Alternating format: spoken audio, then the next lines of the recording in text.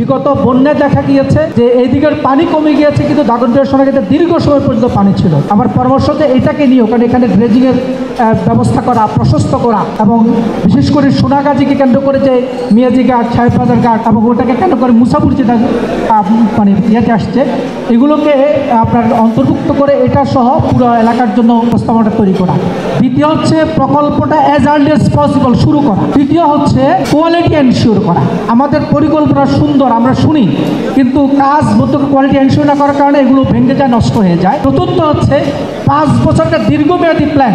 এই পরিকল্পনা বাস্তব করার ক্ষেত্রে এটা যদি অন্য কোনো কারণে প্রকল্পের যদি সময়টা দীর্ঘায়িত হয়, তখন প্রকল্প ব্যয় বৃদ্ধি হয়ে যাবে। সেই ব্যয় নির্বাহের কারণে আমাদের কাজ বাধাগ্রস্ত হবে কিনা, এই ব্যাপারে যারা আপনারা গবেষক আছেন বা যারা উপস্থাপন করেন তাদের পক্ষ থেকে এই প্রস্তাবনাটা কি। কিন্তু এটা আমাদের ফেনীর জন্য একটা জাতীয় ক্রাইসিস। সেই ক্রাইসিসে আজকে জেলা প্রশাসক আজকে সকল দলের নেতৃবৃন্দকে এখানে ঐক্যবদ্ধ করেছে, একত্রিত করেছেন, সবাইকে এক জায়গায় দাঁড় করেছেন। আমি অনুরোধ করব এই প্রকল্প সহ আরও ভবিষ্যতের যে কোনো প্রকল্প বাস্তবায়নে প্রশাসক যদি মানে পক্ষপাত তুষ্ট না হয়ে থাকেন, সবাইকে ঐক্যবদ্ধ রাখার ভূমিকা রাখেন, আশা করি আমাদের সমস্ত প্রকল্প যথা নিয়মে শুদ্ধ বাস্তবায়িত হবে।